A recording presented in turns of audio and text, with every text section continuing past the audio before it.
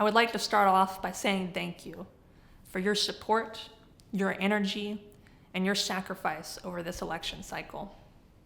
This is not a moment, but a movement. This movement is not about me, it's about we, and we are stronger together. Our work is only beginning. We must not grow weary and accept defeat. We must persevere until we give voice to every person in this country and in this state. For my entire life, I've been voiceless. Growing up as a trans woman in rural North Carolina, I never formed dreams. I never dared to think past survival. I couldn't imagine a future with me in it. I escaped my childhood home by joining the Army at 17, where I deployed as an infantrywoman to the Middle East. Shortly after, President Obama lifted the ban on trans military service.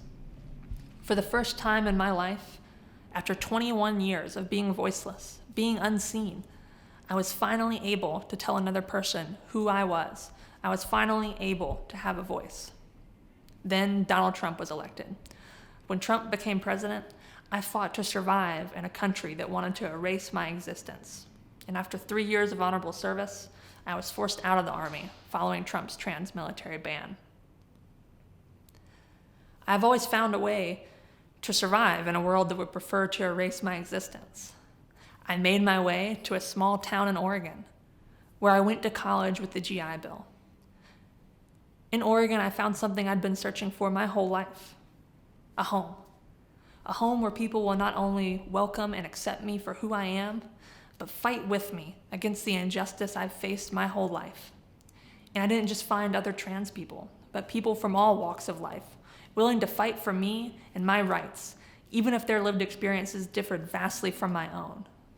We share that our views, our voices, and our dreams of a better society for all are inconvenient for the moneyed elite who control our politics.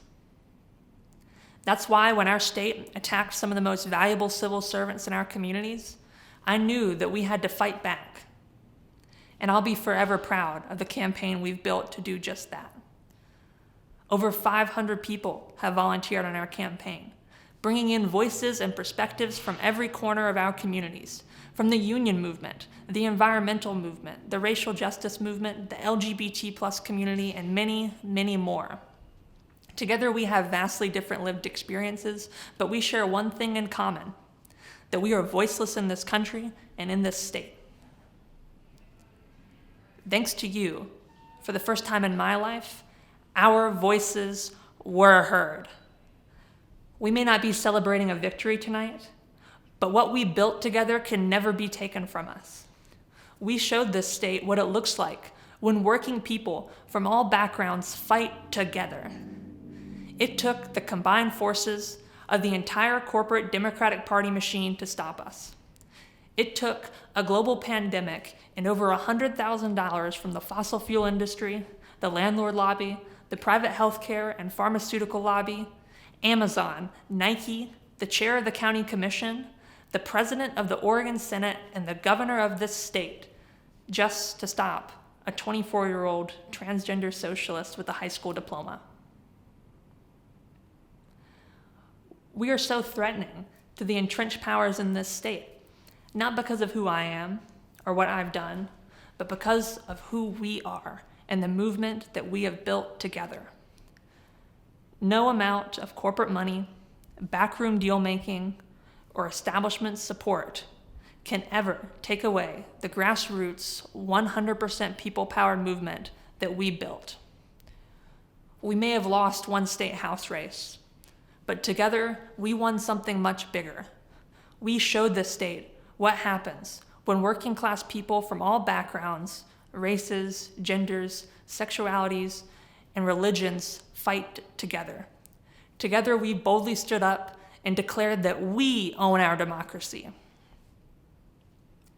That's something I'll carry with me for the rest of my life. From the bottom of my heart, it has been an honor and a privilege doing this together. Thank you for fighting with me.